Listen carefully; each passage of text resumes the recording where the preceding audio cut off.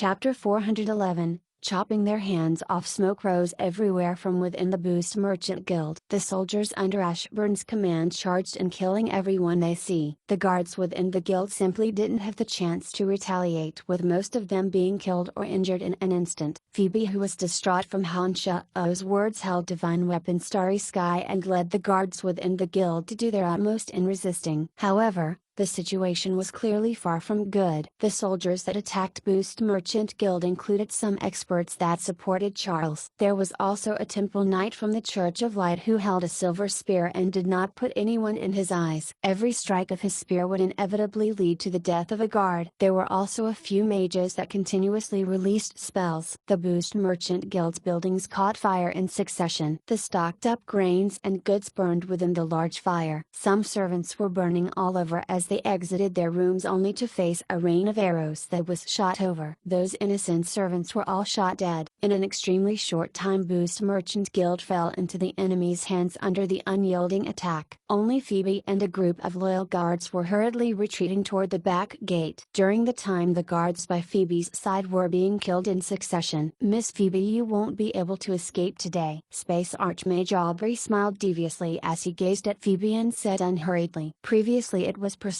Space Archmage Aubrey and Cameron that had come to Boost Merchant Guild to coerce Phoebe. Unfortunately, they just so happened to run into Han Sha'o. In the end, Aubrey and Cameron were both inflicted by Han Sha'o's poison of fire and ice, causing him to suffer from icy cold and scorching heat for the next few days. Aubrey naturally realized that it was Han Sha'o's doing. However, he knew that Han Sha'o wasn't someone he could provoke. Hence he could only swallow this suffering and hide the thought of revenge in his heart. Having come to the Boost Merchant Guild again today, Aubrey had a temple knight from the Church of Light as well as many other mage experts with him. He was completely confident that in successfully accomplishing what he didn't complete previously, to capture Phoebe and use her to threaten Sacred Sword Master Carl, causing Carl to not dare to act recklessly. Behind Aubrey was a squadron of 100 soldiers, as well as the temple knight who had the pattern of an olive branch on his chest. The fleeing Phoebe only had 30 guards with her. Even though Phoebe herself was a great sword master, there was no way she could prevail over these opponents. As Aubrey spoke, he had already released a spatial rend, sending a shining sharp blade over. The guards beside Phoebe suddenly lost large chunks of flesh as the spatial rend took away a part of their body into a different space. Bang! Phoebe, who was withdrawing, suddenly felt an invisible wall striking her back. Her whole body actually shot forward a few steps. "Aubrey, you still dare to appear at my Boost Merchant Guild? Are you all crazy? You actually dare to disregard everything and kill so many servants and guards?" Phoebe clearly didn't know that King Uddard had died, and just like Han Sha'o at the beginning, her heart filled with extreme appall. She had never imagined that Ashburn would dare to be so brazen. "Ha, we aren't insane. After tonight, Austin City and Lancelot Empire would both belong to His Highness Charles. Tonight every hostile power would be eliminated." Aubrey laughed savagely before replying, "Less superfluous words. Capture this woman as quickly as possible. We still have other matters to handle." The temple knight suddenly spoke. Hearing the temple knight speak, Aubrey embarrassedly stopped laughing, nodding as he replied, "Lord Crespo, this woman is a great sword master. We will need to work together to capture her alive." "Make your move then." The temple knight named Crespo didn't say any useless words, raising his silver spear and headed toward Phoebe. As he brandished the silver spear, a milky white brilliance burst out from the spear point. A holy aura gradually spread from Crespo's body. His silver armor suddenly burst into bright light, causing Crespo's aura to rise tremendously. Phoebe was startled, slightly retreating even before Crespo approached. Soon after, she brandished the divine weapon Starry Sky, suddenly launching a huge cross slash which reached Crespo in a flash. Crespo snorted softly, lifting up his spear toward the middle of the arriving huge cross slash. The cross slash suddenly rose into the sky, slashing a tree branch the thickness of a bowl into two. "Merely a recently advanced great sword master. You should just wait obediently to be captured," Crespo said coldly, his body turning into a string of afterimages due to his high speed. The spear in his hand suddenly appeared to become several hundred as they stabbed toward Phoebe. A ring of starry radiance suddenly burst out from the divine weapon Starry Sky. The specks of starlight proliferated outward, forming many cross slashes. They carried a terrifying force as they exploded all of a sudden. As the several hundred blurry silver spears were suddenly broken into dust. The explosive force spread out, causing Crespo to groan and hastily fall back a few steps. Good, very good. You are actually able to borrow the power of the divine weapon to unleash Carl's cross/to attack. No wonder that old fellow Carl thinks so highly of you. Crespo retreated a few steps, 7 to 8 small holes appearing at the shoulder area of his silver armor, his expression cold as he spoke. Who would have expected that the Church of Light's Temple Knight would actually become the dog of the eldest prince? Is this something your religious organization that transcendent worldly power should be doing? Phoebe similarly mocked him, her face filled with disdain. Miss, hurry up and leave, we'll bring up the rear. The head guard of Boost Merchant Guild impatiently begged Phoebe. Phoebe shook her head and said helplessly, there's no way to escape. Phoebe's side didn't have any formidable mages. Facing troops who possessed warhorses and were coordinating with mages and archers, escape isn't a sensible choice because the speed of mages who could fly greatly surpass them. Aubrey, ask your men to act together. After we take down this woman, we still have to handle other matters. Don't waste too much time. Crespo shot a glance at Aubrey, frowning as he said coldly. Aubrey nodded his head in agreement as he replied, all right then, we'll act together. After nodding toward Aubrey, Crespo raised his spear once again and headed toward Phoebe. With a simple swivel of his spear, a burst of silver light suddenly shot out. At the same moment, Aubrey started chanting an incantation. A space-type magic shackles caused the surrounding space to fluctuate as it shot toward Phoebe. The magi beside Aubrey chanted incantations one after another. Magic barriers of every major descended toward Phoebe. The archers from a distance away had also arrived, all of them drawing their bows and aiming toward Phoebe. Bang!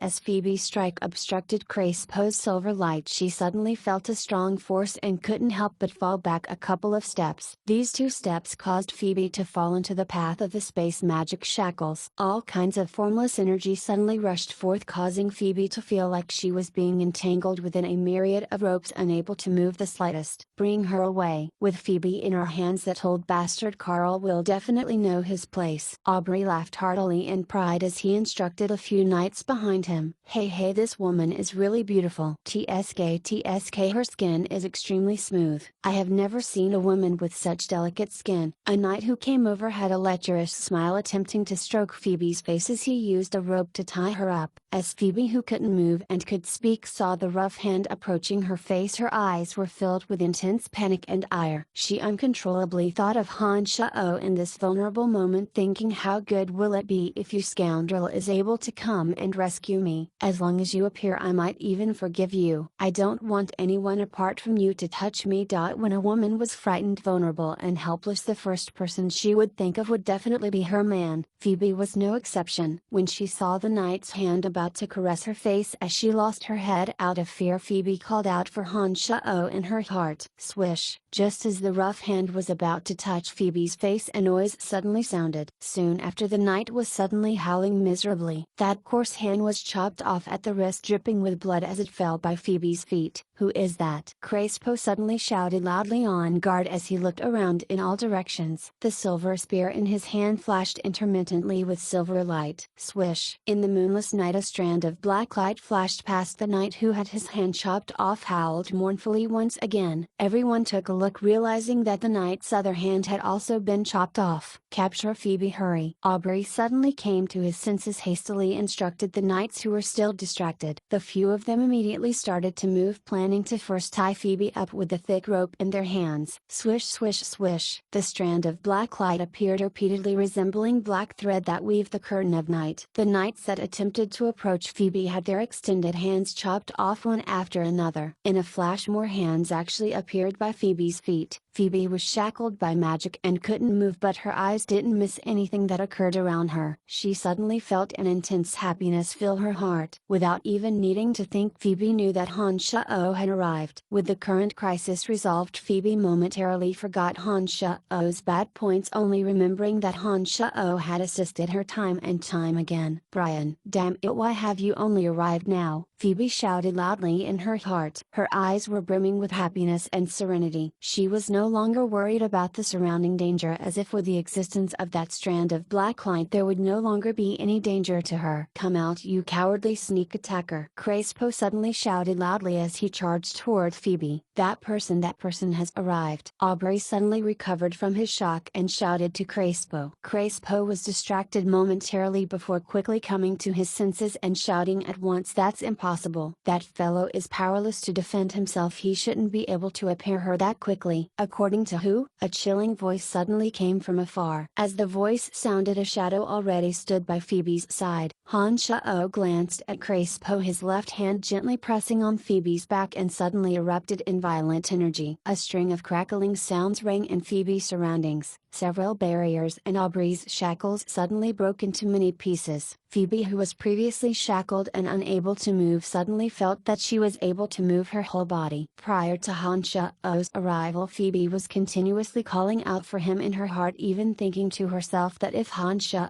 saved her once again, she would forgive his fickleness. However, when Han Shao really appeared and Phoebe's danger was removed, she once again brooded over the previous matter, feeling that she shouldn't forgive him that easily. Hence she snorted softly but didn't say anything. Hey, you even dare to touch my woman!" Courting death. After Han Shao broke Phoebe's shackles with a strike, he menacingly gazed at the people in front of him and said coldly, "Bah, who is your woman?" "You fickle scoundrel!" Phoebe was happy yet ashamed and couldn't help but hatefully glare at Han Shao, panting in rage as she said, "I still haven't forgiven you for that matter." "Please refrain from talking rubbish." "Of course Miss Phoebe is my woman." "If you aren't my woman, why would I travel all the way to the north of the city to save you?" Han Shao grinned as he replied, "Phoebe, it's really you. How is that possible? How did you manage to escape from Lord Kosi's grasp?" Crespo's expression changed, looking at Han Shao in shock as he spoke. "Kosi? Ha, in several fights it seemed that the one who is always fleeing is that fellow," Han Shao said calmly to Crespo. As he spoke, Han Shao had already taken out the skeletal staff. His expression gradually became colder. "It is different this time. Apart from Lord Kosi, there's also Lord Blunt." "How did you manage to escape?" Crespo was at a loss, retreating in fear. Han Shao's evil reputation was currently extremely well known in the Church of Light. Red Archbishop Kosi was repeatedly defeated by him. Han Shao's strength was also gradually acknowledged by the people within the Church of Light. Crespo still had self-awareness, knowing that with his strength he definitely wasn't Han Shao's match. The notion of retreating had appeared in his heart. "Every single one of you will not leave here alive." Han Shao pronounced their fate, the skeletal staff beginning to summon undead creatures. Red Archbishop Kosi, who wielded the Revelation Divine artifact, wasn't here, and there weren't any light mages who could quickly purify undead creatures present. Han Shao had complete confidence in swiftly killing all of them. Chapter 412, Sacred Night. Under the summons of the skeletal staff, waves of undead creatures densely filled Han Shao's surroundings. Han Shao held Phoebe in one hand and the skeletal staff in the other, rapidly reciting incantations. "Retreat!" Crespo decisively gave the order, taking the lead in withdrawing. When Aubrey, who was in charge of the current operation, saw Han Shao suddenly appearing by Phoebe's side, he immediately knew that they had failed once again. When groups of undead creatures gradually appeared, Aubrey had also thought of withdrawing. Crespo's call for retreat matched his intentions, and he similarly started to escape toward the rear. "Want to run? It's too late." Han Shao released Phoebe's hand, which he had been holding firmly, and suddenly flew toward Aubrey. He held the skeletal staff in his left hand as before, while the demon slayer edge shot out from his right palm. Aubrey had already suffered great losses to Han Shao previously. Once he saw Han Shao directly charging toward him, his expression changed at once. He hastily shouted at the archers on the surrounding roofs, "Shoot him to death!" A rain of arrows shot toward Han Shao, the power and speed of the arrows indicating that the strength of these archers was out of the ordinary. However, even before the arrow rain could reach Han Shao's skeletal staff shook, causing several towering bone shields to appear in all directions, blocking off the entire arrow rain. Han Shao's speed exceeded Aubrey's imagination. When Aubrey turned his head to take a look, the cold and vicious Han Shao was actually only a short distance away from him. "Be careful!" Crespo suddenly shouted loudly, the silver spear in his hand thrust like a drill at high speed toward Han Shao.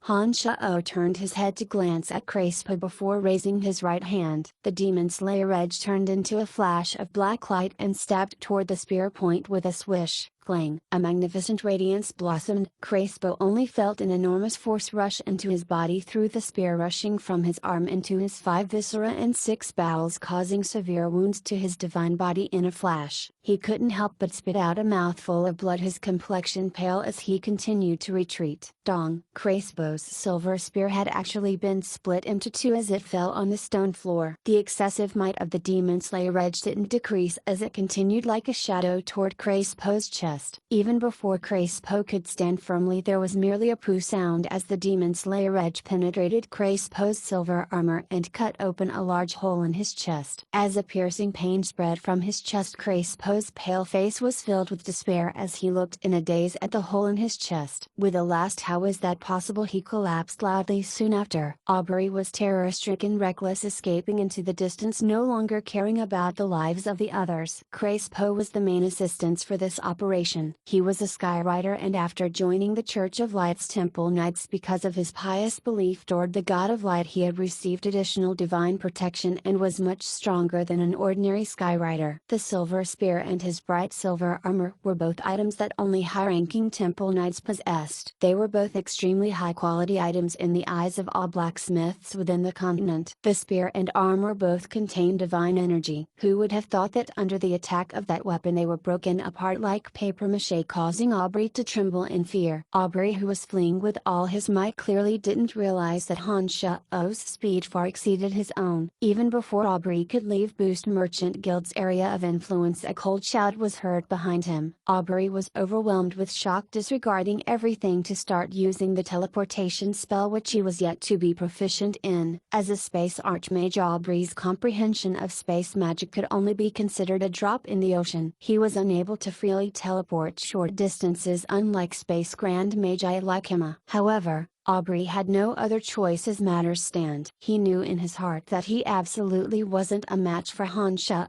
Since he had no hope of escaping through speed, he could only brave death and use that yet to be mastered spatial magic. When people are in dire straits, they would always burst forth with some latent potential. Aubrey, who usually needed 2 seconds to cast a magic spell, only used 1 second to cast the unmastered spell. Before Han Shao neared Aubrey, he suddenly felt violent spatial fluctuations from Aubrey's surroundings. The space suddenly shattered like a mirror. Aubrey was aghast and howled miserably. His body seemed to be within the broken space, split into several fragments. When the space returned to normal, Aubrey had disappeared without a trace. Han Shao stood unmoving, apprehensive about the space magic. The effect of recklessly using unfamiliar magic would sometimes be much more powerful than standard space magic. Aubrey was clearly in such a situation. When Han Shao saw Aubrey's body split in tandem with the space around him, he assumed that there must have been a problem with the spell, and hence Aubrey had thrown away his life with it. If Han Shao had suddenly entered that region before it returned to normal, he would very possibly be affected by the spell and unable to escape. On the off chance that he ends up in an alternate space, Han Shao would really feel like crying. Aubrey's status was unknown, but Han Shao felt that most likely he was dead. Without wasting any more time, Han Shao immediately headed to Phoebe's side, holding on to Phoebe again, and said hastily, "We should leave first. I reckon that Lawrence's location would be the most dangerous." Phoebe was startled, yet happy, startled when she heard Han Shao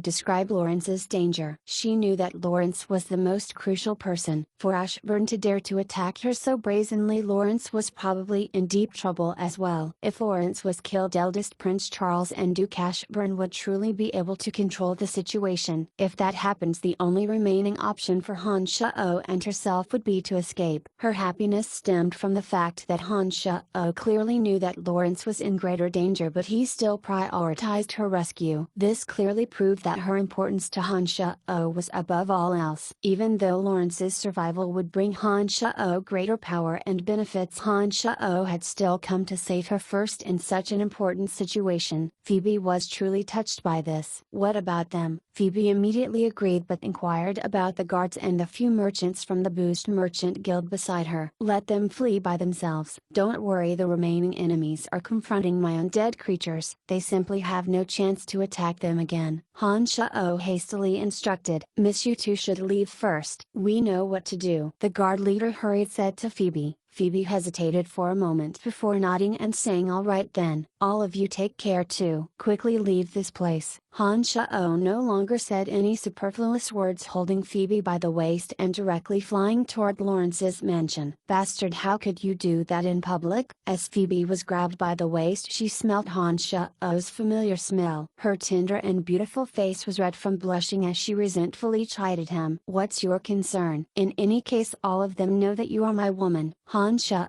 casually replied, clearly not at all embarrassed. You still dare to say that? I haven't forgiven you." Phoebe hatefully rolled her eyes at Han Shao, her residual anger yet to fade. "We'll talk about this later." "Don't talk anymore, we need to quickly find Lawrence. If Lawrence has indeed died, I will immediately bring you away from Awesome City and return at the fastest speed to my Bretel City," Han Shao replied. "Brian, it seems like you don't care about Lawrence's life or death. Is that true?" Phoebe looked astonishedly at Han Shao with some uncertainty. "No, I'm merely being realistic and stating the facts. If I didn't care about Lawrence's fate, I wouldn't be going to save him now." "All right, no more talking," Han Shao casually replied before suddenly increasing his speed, heading toward Lawrence's mansion like a streak of lightning. Ever since Han Shao knew that Lawrence had purposely made friends with him with ulterior motives, he had no longer treated Lawrence as a true friend. Lawrence, who thought deeply and planned everything carefully, had only been acting for his own interests. Han Shao understood this and didn't feel any resentment toward Lawrence's actions. However, it was also impossible for Han Shao to not have any ill feelings. Merely Han Shao's interests were firmly tied to Lawrence. Only if Lawrence ascended the throne would Han Shao be able to obtain the most benefits. Although this relationship, which was purely based on benefits, was firm, it wouldn't involve too much personal feelings. It can only be said that Han Shao going to Lawrence's aid was entirely for his own interests and not because of personal relations between them. Hence Han Shao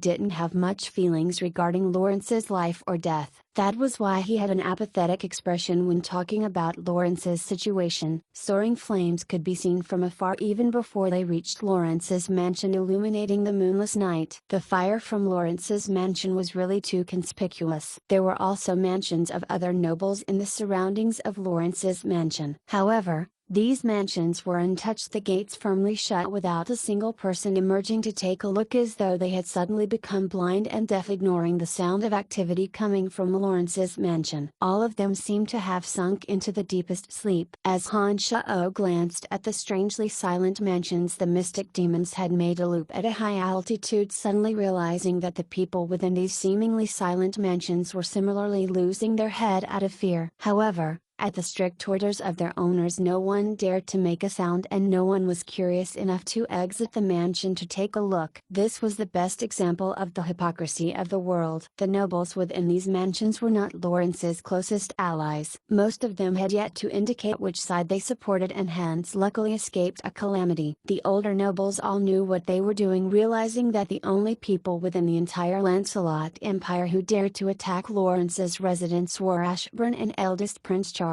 They were not people these nobles could contend against, and thus, being a bystander was the most sensible decision. Rumble. A huge bang could be heard from within Lawrence's mansion. From afar, Han Shao saw many tall buildings collapse loudly. Within the dark sky, two gold figures were extremely gaudy as they soared uninhibitedly over several buildings. Gold light would frequently flash out and would result in the collapse of another building. Slender gorges would appear after the flashes of gold light. The magic barriers surrounding Lawrence's entire residence was constantly being destroyed, and many servants were killed in succession, their corpses lying in disarray. Several knights dressed in brown, silver and gray armors, as well as several white, red and black-robed magi, surrounded Lawrence's mansion from all directions. These people included experts under Ashburn, experts under eldest Prince Charles, as well as experts dispatched by the Church of Light. When Han Shao and Phoebe almost reached the Terrio, mystic demon had finally approached in advance, suddenly detecting the two figures that were constantly soaring uninhibitedly. One of them was actually Sacred Sword Master Carl, while the other was a golden-haired elder who donned gold knight plate armor. The golden-haired elder held a gold pike and there was a symbol of an angel on the chest plate of his gold armor. The angel design was extremely lifelike, its wings appearing to be continuously flapping. The angel engraved on the temple knight's chest was a symbol that he had been blessed by the god of light. Every temple knight that possesses the angel engravement had frightening strength comparable to sacred knights. If the temple knight was also personally a sacred knight, his strength would be even more terrifying. However, these kind of temple knights were extremely rare within the Church of Light. They would definitely not leave the Temple of Light under normal situations. It is said that only when evil heretics that blaspheme the God of Light appear would these rarely seen temple knights leave the Temple of Light, delivering punishment on these heretics on behalf of the God of Light. Han Shao had never expected to actually see one within the Lancelot Empire and was thoroughly shocked. As strands of gold light flowed from the gold pike in the temple knight's hand, a matchless sacred aura proliferated, giving Han Shao an extremely indisposed feeling. Only sacred knights and sacred sword masters possessed gold fighting aura. For this temple knight to be able to unleash gold fighting aura, it proved that he was a sacred knight. In the event such a formidable existence obtains the blessing of the God of Light, his frightful personal strength will become shocking. Han Shao merely took a look and already secretly started worrying for sacred sword master Carl. With so many experts besieging Lawrence's mansion, Han Shao naturally wouldn't charge in stupidly. He hurriedly summoned the Earth Zombie to create a tunnel leading to the center of Lawrence's mansion before bringing Phoebe along, and entered the tunnel. Chapter 413. Hiding underground. Seeing a large hole appearing from the earth, Phoebe was filled with questions, her eyes gleaming as she looked at the earth zombie that had created the passageway. As the earth zombie headed forward, even the most exquisite pangolins didn't have his remarkable ability to split the earth. The earth in front of him automatically pulled back and scattered, splitting open a continuously extending passage at a speed visible to the naked eye, allowing him to travel effortlessly. What kind of earth magic is this? Phoebe, who followed behind Han Shao closely, had watched for a while and was unable to suppress her curiosity, her astonishment written all over her face as she looked at Han Shao. It's not related to magic, Han Shao replied. He knitted his brows to consider for a moment before reluctantly explaining, as a matter of fact, this is somewhat similar to the martial technique I practice. It's an existence that is neither within the realm of fighting or nor magic. Phoebe's jaw dropped, her lips opened wide in surprise. She stared blankly at Han Shao as she said, apart from those two women, it seems like there are many other things that you are hiding from me. There isn't. It is just that this matter is hard to explain. The martial technique I practice is totally different from the schools of magic and fighting aura, and there are also some complexities. Hence you might not understand even if I explained it to you. Han Shao smiled bitterly as he replied, tightly grasping Phoebe's hand. Phoebe rolled her eyes in anger at Han Shao, thinking inwardly that she definitely had to watch him closely in the future. This fellow has been extremely lecherous all along and simply can't resist enticement. Once he comes across gorgeous women, he would always be unable to resist and have devious thoughts. If things continue this way, there's no knowing how much emotional debt he would cause. Alright, we have reached. Be more focused, don't let your thoughts wander. While Phoebe was pondering silently, Han Shao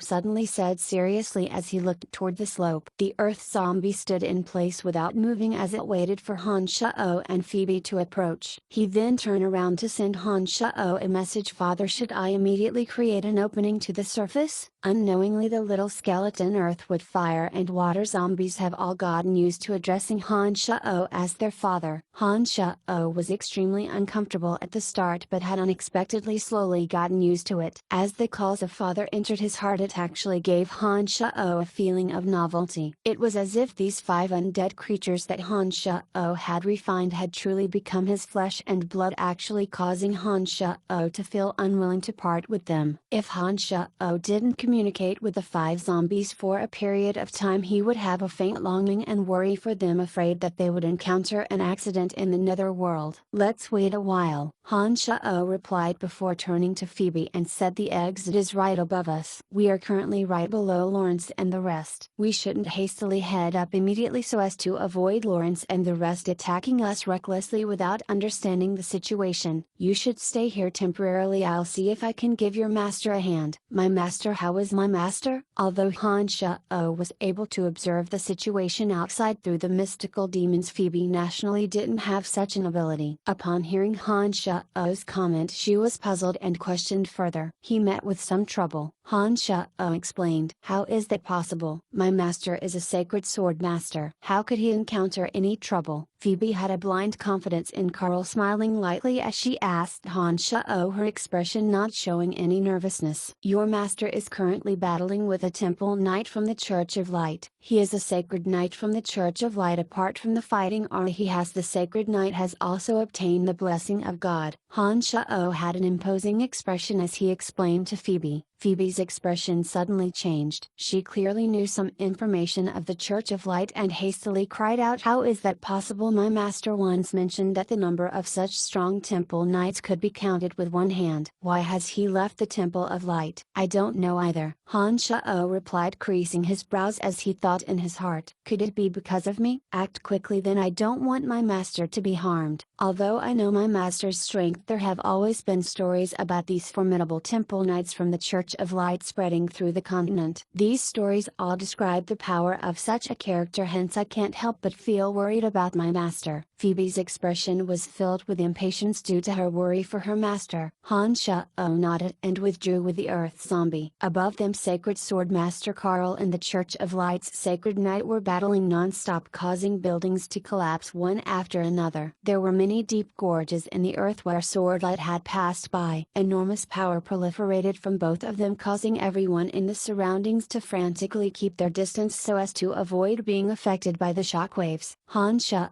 was able to observe the battle above him clearly through two mystical demons. Han Shao, who remained underground, wandered through the passages that the Earth Zombie constantly established, constantly lingering at the Sacred Knight's landing areas in preparation of mounting a sneak attack when the opportunity presents itself. The golden-haired elder who wielded the golden pike looked like a moving block of gold from afar. The golden armor on his body was incomparably firm, while brilliant golden light shone as he brandished his pike, extremely dazzling in the dark night. Coral's expression was heavy as his wild hair fluttered, launching a cross-slash every time he extended his long sword. Carl was clearly going all out in this battle, with every cross-slash larger and containing much more power than when he was sparring with Han Shao.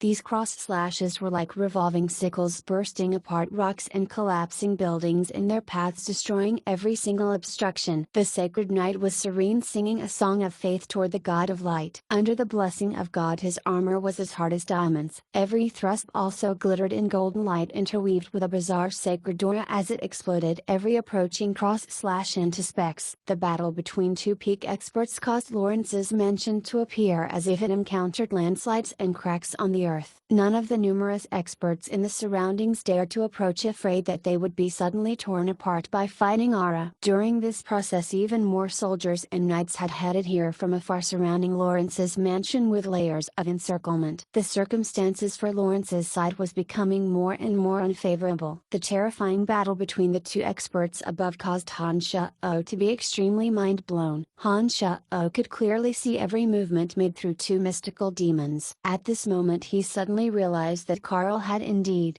not used his full strength previously. Otherwise he would definitely have been defeated. While the two experts were battling, Han Shao borrowed the Earth Zombie's powers to rapidly shuttle through the earth, attempting to suddenly launch a fatal attack toward the Sacred Knight. Han Shao faintly felt that the Sacred Knight's target was perhaps himself. Although taking advantage of someone else's attack to mount a sneak attack was somewhat contemptible, Han Shao wasn't able to care so much about that. Under the actions of the Earth Zombie, there were already crisscross tunnels underground. While Han Shao observed the battle with the help of the mystical demon, he also constantly traveled around, ready at any moment for a lapse in concentration from the Sacred Knight to suddenly appear from underground to give him a painful lesson. Carl, I feel you should bravely withdraw. You simply won't be able to control the current situation by yourself. As your friend for many years, I truly cannot bear to see you have such an ending. As long as you abandon Lawrence, I can promise that you will will be able to peacefully enjoy your later years, and all your disciples apart from Lawrence will be safe and sound. A gray-haired old magus past his prime suddenly sighed from afar. His voice didn't seem very loud but still resonated through every corner of Lawrence's mansion. Han Shao, who had been constantly staring at the sacred knight's steps, naturally also heard the old magus Dimpus' words and couldn't resist sending one of the mystical demons to watch this old magus. Clang! A lump of dazzling golden light blossomed from the location of the voice, standing out like glaring sunlight in the pitch-black night sky. However, the light disappeared in a flash. Dimpus, you old bastard, you clearly know of astrologer Grace's prophecy, yet you actually dare to disregard the future of Lancelot Empire. You will be a sinner of the Lancelot Empire for all eternity, do you know that? Carl, who landed after an exchange with the sacred knight, glowered at Dimpus and berated furiously. To the god of light, the insignificant astrologer is merely unorthodox sorcery. Carl, you are an amazing opponent. It is a pity that you have been led astray yet obstinately unwilling to change your ways. Those who go against the god of light will definitely not have a good ending. The sacred knight landed on a dilapidated roof and sighed. Han Shao was currently right underneath the sacred knight. However, the sacred knight wasn't locked in battle with Carl at this moment. If Han Shao was to mount a sneak attack at this moment, he would definitely not obtain the desired result and would very likely be wounded by the sacred knight. Hence Han Shao didn't act rashly. Coral, I know that Lawrence is your disciple. However, he is just an illegitimate child. Such a person definitely can't be Lancelot Empire's new king. It's better if you renounce him. I'm feeling somewhat impatient. If you still don't come to your senses, I'll have no choice but to act personally, the old magus said grudgingly. In the distance, Lawrence's expression was extremely unsightly, his eyes having an ominous glint as he looked at the old magus, who addressed him as a bastard, as if itching to charge forward and rip that old magus into pieces. You dare? Carl shouted indignantly, raising his longsword and charged toward the old magus. You won't be able to make it. The sacred knight, who stood on another roof, smiled as he exclaimed, brandishing his gold bike, and obstructed Carl once again. Brilliant golden light started to shoot out once again. Since you insist on defending that bastard, in that case, I have to regretfully tell you, old friend, I won't delay any longer, the old magus in the distance grudgingly said, taking out an earthen yellow magic staff that was embedded with many gems from his spatial ring. Rich earth elements suddenly erupted from deep within the earth, rushing from all directions toward the old magus. He had yet to chant any incantations, yet had such a strong absorption of magic elements. This caused Han Shao's expression to change abruptly. Dimpus, earth sacred magus Dimpus Geyer. Han Shao suddenly came to his senses as he hesitated for a moment. He then immediately gave an order to the earth zombie, rapidly heading in the direction of earth sacred magus Dimpus. Although the sacred knight was similarly extremely threatening, if the sacred magus Dimpus could casually release earth magic, perhaps a large-scale killing magic would be enough to completely decimate Lawrence's group of people. Earth magic in the hands of a sacred magus would perhaps cause several mysterious restrictions to the earth. Han Shao was worried that this person's presence would affect the earth's zombies' power underground, and hence hastily abandoned the constantly watched sacred knight and rushed toward the direction of Dimpus Geyer. The boundless power of the earth, Dimpus Geyer chanted solemnly as he held his magic staff. As the rich earth element erupted underground, it gradually caused slight tremors to form. Han Shao, who was currently underground, was able to clearly feel the sudden increase of energy within the earth. Han Shao cautiously concealed his aura completely and continued flying toward Dimpus without coming into contact with any soil. As the earth element was everywhere underground, Han Shao was afraid that coming into contact with the earth will cause Dimpus, who was focusing his attention on releasing earth magic, to notice. As the darling of the earth zombie was identical to the power of the earth. He could be seen as the vast earth, and thus, Han Shao wasn't the slightest worried that the earth zombie would be discovered. Father, there's a change happening to the earth. My current strength is unable to prevent this change, but I'm able to change its direction. Should I change its direction? As Han Shao was charging toward Dimpus, the earth zombie suddenly sent a message. Han Shao was stunned for a moment before hastily inquiring, what do you mean? The power contained within the earth will form an enormous earthquake. There will be many tears in the earth. I can't prevent that situation from happening, but I am able to change the location of the earthquake, altering where it appears. The earth zombie earnestly replied. Han Shao only stared blankly for a few seconds, but soon after replied ecstatically, very good, alter the location of this earthquake and place it at the told fellow's surroundings, precisely where the most people have gathered. Han Shao was overjoyed at the unexpected good news as he instructed the earth zombie. He held on to the demon slayer edge, already reaching the area under earth sacred Magus Dimpus. He then unfeelingly condensed demonic yuan energy as he stabbed upwards with his entire body. Chapter 414, Hatred.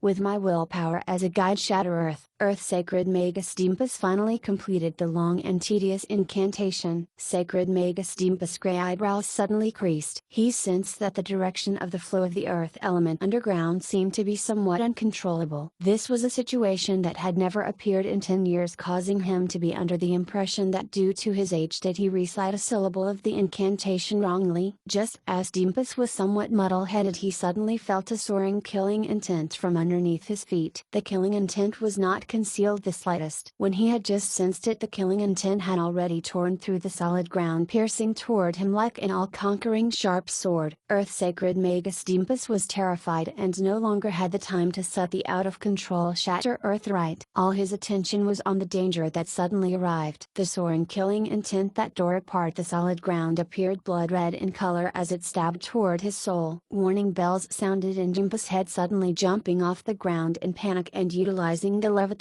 skill to fly into the sky. He hastily cast the earth armor spell, at the same time causing rich earth element to frantically converge from all directions onto his body. A grayish-brown armor was condensed from the dense earth element, covering earth sacred Magus Dimpus' body in a flash. He also released a tenfold gravity magic, only enveloping the area under his feet. Han Shao, who was charging upwards at lightning speed, suddenly felt the pressure increase tenfold just as the demon slayer edge was about to stab into the soul of Dimpus. His rocketing speed was unknowingly delayed. Han Shao made a prompt decision, frantically pouring demonic yuan energy into the demon slayer edge while his body suddenly fell. The demon slayer edge, infused with demonic yuan energy, suddenly burst out in a myriad of blood-colored light, no longer being affected by gravity after hovering in the air for a moment. With the blood-colored light chopping upward, the demon slayer edge exploded toward earth sacred Magus Dimpus. Dimpus was dumbstruck. He no longer had the time to cast another spell, using his entire strength to smash downward with his magic staff without the slightest hesitation. The interior of his magic staff had similarly rich in earth element, becoming as hard as diamond. There was a sharp screech as the two weapons collided. Dimpus's magic staff was shattered into pieces by the demon slayer edge. The demon slayer edge, which was like an arrow at the end of its flight but still persisted in bombarding Dimpus, enveloping Dimpus, who was covered in earth armor, discharging the last of its energy into Dimpus' body. Dimpus' earth armor didn't have any marks, but strands of cold aura from the demon slayer edge had penetrated the physical defenses of the earth armor and directly entered Dimpus' frail body. Earth sacred Magus Dimpus shivered, his eyebrows suddenly freezing. It was only at this moment that some experts that were by Dimpus' side had come to their senses. Many spells and weapons shot toward the demon slayer edge in a flash. The demon slayer edge snaked around like a python, avoid a majority of the attacks before suddenly entering the ground and disappearing. Rumbled out at the same moment, the rumbling sounds of an earthquake could suddenly be heard from under their feet. These knights and soldiers started losing their balance and swaying around. Out of a sudden, numerous earth spikes appeared from the ground, killing some soldiers and knights who were unable to dodge in time. Accompanying the fierce rumbling sound, the earth suddenly split open with many gorges, with the bottomless gorges swallowing tens of lives. Momentarily, the area with Dimpus at the center had become the main area affected by the Shatter Earth spell. As the rumbling continued, people were constantly killed by the astonishing might of the earth magic. Dimpus could sense the scattered cold aura within his body, feeling his body turn cold like winter. His limbs suddenly became somewhat stiff and numb. He was so cold that he emitted cold air all over, with signs of freezing already appearing on his hair and eyebrows. Dimpus clearly realized the abnormal movement under his feet, but at this moment his limbs were frozen from the cold aura and he was unable to suppress the anomaly under his feet. He could only shiver as he walked watched the huge number of casualties caused by his earth magic. Lord Magus, what is going on? A temple knight from the Church of Light who was being pulled up from a gorge by a white priest looked furiously at Dimpus, who floating in the air, and reproached, "Kaka kaka." Dimpus panicked, attempting to explain that all these weren't his fault, but he was only able to let out some trembling sounds. Is Lord Magus too old to have actually made a mistake with such a crucial spell? Do you know how many experts we lost because of your error? Another white priest of the Church of Light said, similarly looking furious. Sacred Sword Master Carl, who was charging over hurriedly from afar, suddenly sensed something odd from Dimpus' location. Carl was filled with doubts. He sent a few cross slashes to force the Sacred Knight to retreat before looking into the distance at Dimpus' location. He suddenly came to a realization, abandoning the Sacred Knight to turn around and fly toward Lawrence's location. The survivors by Dimpus' side were in a flurry to pick up the pieces, not having the time to care about Han Shao, who had gone underground once again. They rescued their comrades who were still hanging onto the gorges, as well as helped those who were only injured by the earth spikes to treat their wounds. Han Shao rapidly distanced himself from Dimpus' area after he attacked as the Demon Slayer edge returned to his hand. Han Shao had unknowingly arrived underneath the Church of Light's Sacred Knight. He calmly observed the Sacred Knight through a mystical demon. Han Shao realized that the Sacred Knight was looking at Dimpus in puzzlement. His brows wrinkled as though he was contemplating something. Han Shao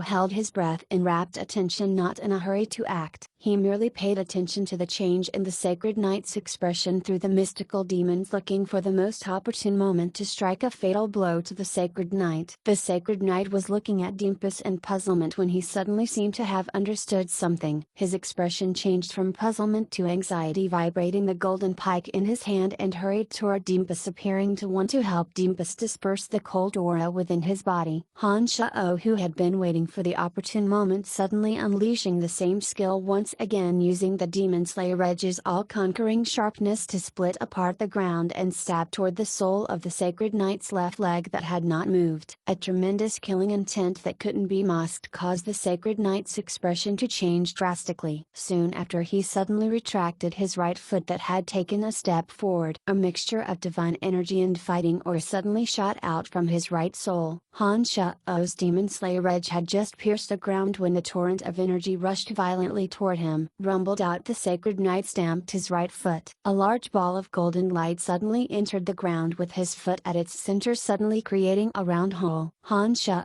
totally didn't foresee that the Sacred Knight would react so quickly. The Demon Slayer edge had yet to pierce his left foot when the terrifying force that erupted from his right foot arrived. The soft ground suddenly became as heavy as a mountain under the strength of his stamp, becoming so firm that it stopped Han Shao's sneak attack while underground. He Marquis Brian, I knew it was you." The Sacred Knight laughed heartily, suddenly piercing his golden pike, which was trembling with golden light, into the hole under his foot. In a moment, needle-like fighting aura punctured the ground violently, shooting toward Han Shao at high speed. The strands of golden fighting aura contained divine energy which Han Shao loathed, and were so quick that Han Shao was unable to dodge, appearing in front of Han Shao in a flash. As he cursed in his heart, Han Shao's Demon Slayer edge condensed a black screen from demonic yuan energy, resisting the penetration of the strands of fighting aura. His body hurriedly formed a protective shield, forming a second layer of defense against the attack of the golden strands. The black screen condensed in a hurry, broke like an eggshell when encountering the 57th strand of golden light. The remaining strands of golden light struck Han Shao like golden lightning. Han Shao only felt like his body was being pierced continuously by steel needles. His tenacious body was unable to withstand it, suddenly spitting out a mouthful of blood. As the protective shield dulled, Han Shao appeared as if he was struck by tens of arrows, his body suddenly having many additional finger-sized holes. Even his forehead had 3 wounds, causing Han Shao's handsome face to be ruined and to look extremely terrifying. "Brad, I knew long ago that you harbor malicious intentions and have been waiting for your sneak attack. You are still too inexperienced." The Sacred Knight's laughter could be heard from above. He raised his pike, intending to attack Han Shao again. This was the greatest defeat Han Shao had suffered since he started cultivating. He cursed the ancestors of the sacred knight in his heart, realizing that his plan to mount a sneak attack had been seen through long ago and had instead ended up worse off. He resisted the urge to charge out and go all out against the sacred knight. Han Shao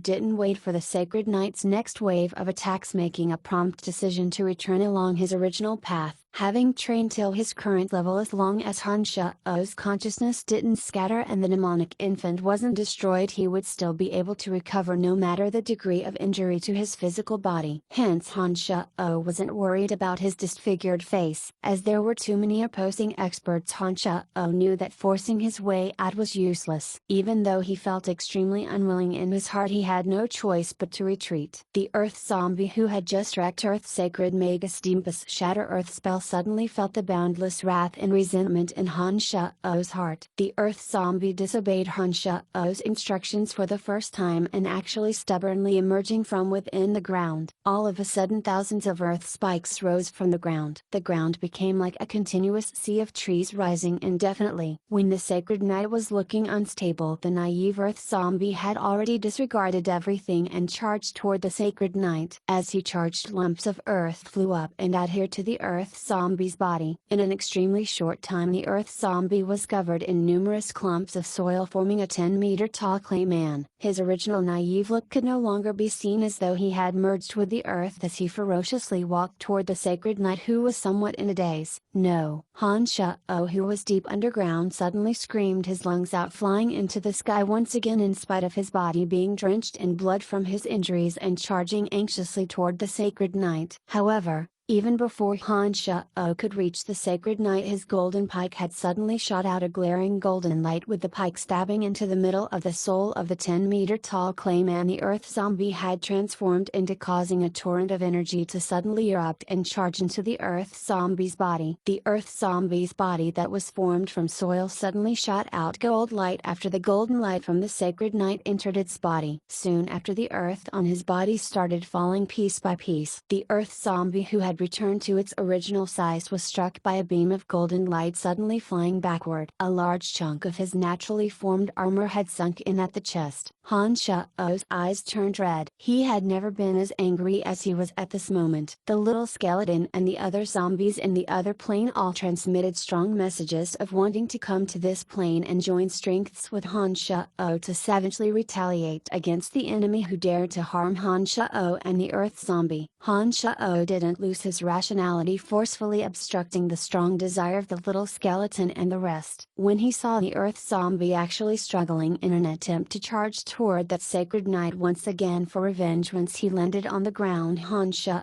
choked with emotion as he shouted, "Idiot!" Soon after, Han Shao ignored the Earth Zombie's stubborn desire, chanting at the fastest speed in his life, and forcefully sent this naive Earth Zombie back to the netherworld. Stupid undead creature, truly courting death. The sacred knight laughed as he looked at Han Shao, pointing his pike toward Han Shao, and said, "My target this time is you. Your strength is pretty good, no wonder you are able to force Kasi to retreat twice. However, your good luck ends here." Han Shao had never hated someone the way he did now. Until now, Han Shao's attitude toward the Church of Light had always been to ignore them, only adopting measures to counterattack. It was only when the Earth Zombie was injured because of him that Han Shao was truly determined to oppose the Church of Light till one party is eliminated. Staring at the sacred knight, who had a relaxed expression, Han Shao breathed violently, ignoring the blood flowing from his wounds. Blood flowed out from the wounds on the bridge of his nose and his left cheek due to his stirred up emotions, causing him to look like a demon that had walked out from the depths of hell. "I'll remember you. For every day I live, the Church of Light will never have another day of peace," Han Shao unhurriedly declared word by word, before turning around and flying toward Karl with the art of the mnemonic ninth heavens. Lancelot Empire's space sacred Magus Sabacus had unknowingly appeared and was currently drawing a teleportation array under Lawrence's feet. Apart from Sabacus, who was concentrating on drawing the magic array, everyone else had their eyes fixed on Han Shao.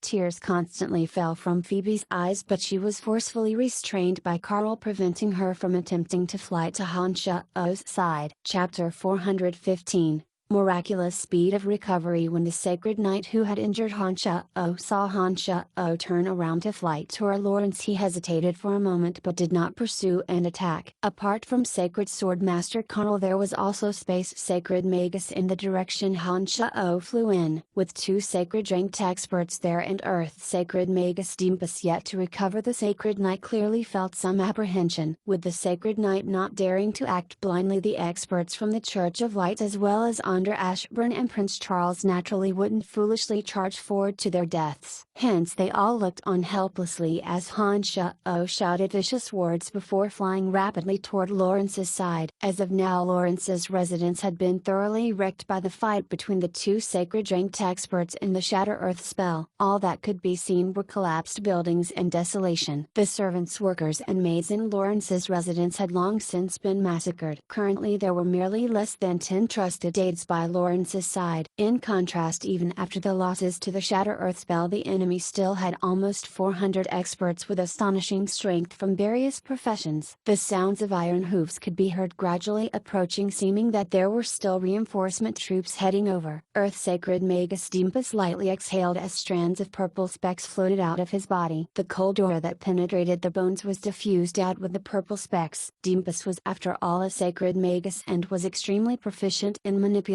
mental energy. Although the invasion of the cold aura was able to chill and even freeze his body once he came to his senses and used his mental energy to dispel the chilliness, the cold aura was clearly unable to threaten his life. Furthermore, when the cold aura from the Demon Slayer Reg entered his body, it was after he had resisted it twice with magic. Only a few strands of the dense cold poison was able to enter his body. A magus at his level naturally wouldn't be killed that easily by a few strands of cold poison. After Dimpus dispelled the cold aura within his body, he still had some lingering fears. Fortunately, he had reacted promptly and there were many experts guarding by his side. Otherwise, if Han Sha-o had the opportunity to attack after Dimpus was affected by the cold poison, his life might truly have been lost. Such a frightening martial technique. Dimpus felt aghast, gazing toward the faraway Han Sha-o, who was wounded from head to toe but still appearing malevolent as he headed toward Lawrence. He thought in his heart about astrologer Grace's prophecy that this person would bring prosperity to Lancelot Empire. Could it really be true? Brian, are you okay? Phoebe struggled with all her might to escape from Carl's grasp, tearfully rushing toward Han Sha-o, her delicate hands trembling as she caressed the terrible wounds on Han Sha-o's face. It's nothing, don't need to worry. Han Sha-o gave an unsightly grin as he consoled Phoebe, who was crying uncontrollably. He reached out to grab Phoebe's hand, which was caressing the wounds on his face, and walked toward Lawrence. Lawrence's expression was filled with concern as he asked hurriedly, "Healer, where's the healer?" Dead a long time ago.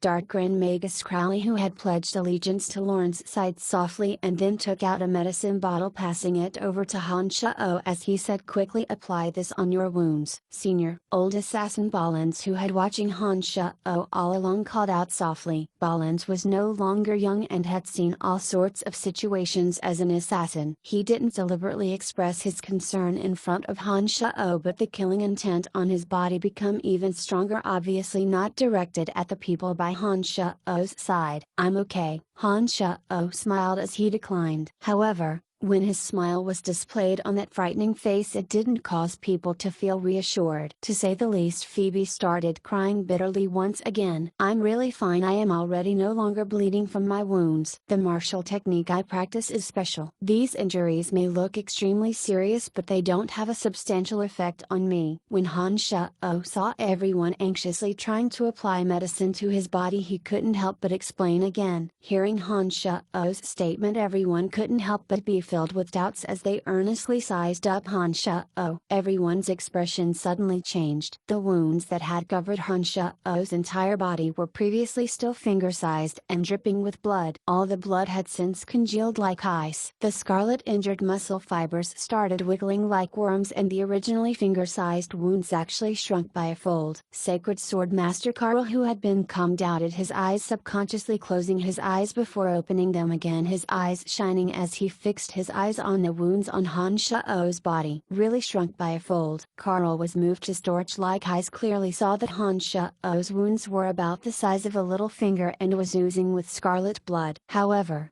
not only did the bleeding stop, even the wounds were only the size of chopsticks. Han Shao had charged out from within the ground, sent that peculiar undead creature back to the netherworld, and then flew toward them. All these only took at most 2 minutes. 2 minutes was roughly equivalent to the duration where one is entranced. Such an outrageous change in such a short time, Carl couldn't help but be indescribably shocked. Balin's expression was burning hot, his eyes shining as he stared at the changes of a wound on Han Shao's belly. This wound, which was near to Han Shao's demon infant, was currently just the width of a toothpick and was far from the terrifying sight at the beginning. Demonic arts. This is precisely the might of demonic arts, Balins shouted in his heart. He who was on the verge of cultivating secret demonic arts felt his heartbeat suddenly increasing at this moment. The excitement in his heart became somewhat unable to be contained. All right, you all need not take care of me, I'll be able to recover very soon. Currently we should rather be thinking of how to obstruct the attack of those people and fight for sufficient time for Mr. Sabakis. Han Shao turned his head to look at the restless enemies and said calmly. With Han Shao's reminder, everyone discovered the anomalies in his body. When they heard him speaking with his usual calm expression, they suddenly realized the unfavorability of their situation and looked at the enemy. They suddenly realized that the Sacred Knight and Earth Sacred Magus Dimpus were recklessly charging over. Space Sacred Magus Sabakis was the only one who didn't turn to look at Han Shao.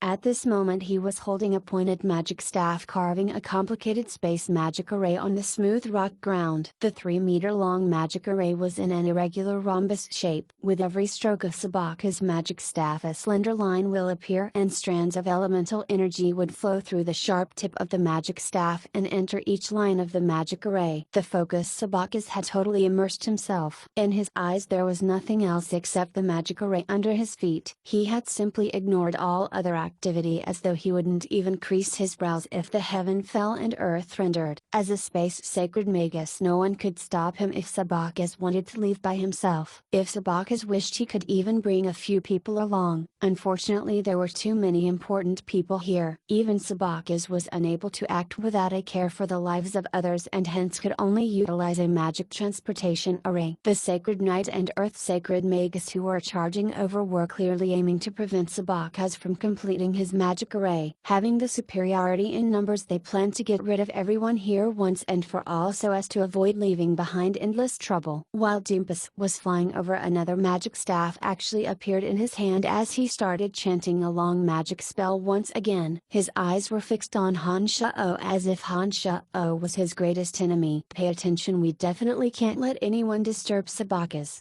Sacred Sword Master Carl drew back his astonishment toward Han Shao and instructed hastily. The strongest person in a team was usually the leader. Carl's words caused everyone by Lawrence to focus their attention, immediately going to a square-shaped formation with Sabakas in the middle, intending to obtain enough time for Sabakas. Let's go. When everyone had prepared to fight for time for Sabakas, who had been fully focused on deploying the space magic array, suddenly called out. Everyone's expression relaxed as under Sabakas's directions Lawrence and those who were the weakest took the lead to stand in the magic transportation array. Don't let them get away, the Sacred Knight shouted loudly while charging over. Meteor shower. Dimpus, who had been constantly chanting earth magic, completed his current incantation. Rumbling sounds suddenly appeared above everyone as several hundred meteorites suddenly smashed downward. It was obvious that such a concentrated meteor shower could cause when it fell on such a small area. The skeletal staff suddenly appeared in Han Shao's hand as numerous bone spears flew into the sky like an arrow rain. A pretty white bone shield blossomed in malevolent beauty as it covered above everyone's heads. Several magi simultaneously cast defensive spells. Sacred Sword Master Carl held his longsword as he looked coolly above him, prepared to obstruct the descending attack at any time. Zhi. As the meteorites rumbled downward, a peculiar sound could be heard in the sky. Han Shao looked up, realizing that the sky had suddenly split open and formed a black hole like a demon opening its giant mouth, similar to tearing a black burlap in the sky. As the mighty meteor shower was swallowed bit by the huge black hole, Han Shao's defensive measures were simply untouched. Alright, it's your turn. Space Sacred Magus Sabakis pointed at the magic array in front of him and said to the remaining Hansha, "Oh Carl, Crowley and Phoebe." He had a calm expression devoid of the slightest nervous from confronting danger, which was truly surprising. Hansha stared blankly as he looked at Space Sacred Magus Sabakis in amazement. The current Sabakis didn't have his usual amiable smile, his focused expression giving off a feeling of solemnness. The previous black hole which had swallowed the meteor shower was indeed cast by this old man. However, Hansha didn't hear Sabakis chanting any incantations. This caused Hansha to be amazed as well as realize that Sabakis was already able to silently cast magic. It seems that even though they were both sacred magus, Sabakis' comprehension of the essence of magic ought to be higher than Dimpus. "Let's go." While Hansha was in a daze, Phoebe grabbed onto him, forcefully pulling him into Sabakis' transportation array. Even before Hansha could react, Sabakis had already activated the magic array. A beam of white light suddenly shone as Hansha and the rest disappeared. There was only Space Sacred Magus Sabakis remaining in the whole area. The sharp end of his magic staff pierced downward, causing the magic array that he had painstakingly deployed to suddenly shatter and no longer resemble its original appearance. Dimpus, I didn't expect someone at your realm would actually act in a way against Lancelot Empire's future. As your friend for many years, I feel grief for you. After Sabakis destroyed the space magic array, he sighed as he looked at Dimpus before him. "I don't believe in vague prophecies. Letting that illegitimate child become the king of Lancelot Empire is simply a preposterous blasphemy. Apart from myself, many nobles within the Empire would not allow such a thing to happen. I've no choice but to act this way precisely for the Empire's future. You are the ones that are obstinately persistent. You shouldn't believe the words of a muddle-headed astrologer and bet the kingdom's future on a heresy. He is a vicious disciple of the Calamity Church. Why would he bring prosperity to the Lancelot Empire in the future?" Dimpus righteously rebuked Sabakis. Clearly wasn't one who believed in fate. "Mr. Sabakis, I respect your character greatly and have also heard many stories about you. However,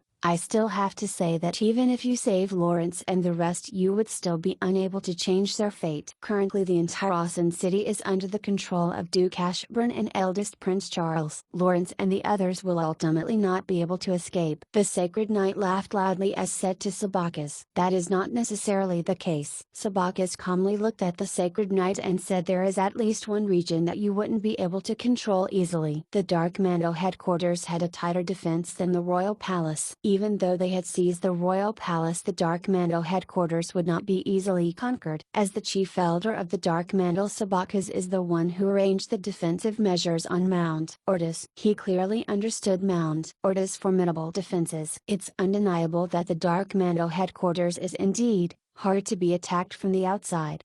The Sacred Knight had a serious expression as he spoke. He once again revealed a smile soon after as he said, "However, if there starts to be disorder internally, the situation would be totally different." Space Sacred Magus Sabakis' expression changed when he heard the Sacred Knight's words. He no longer spoke superfluous words with them, hurriedly brandishing his magic staff and disappeared with a beam of light.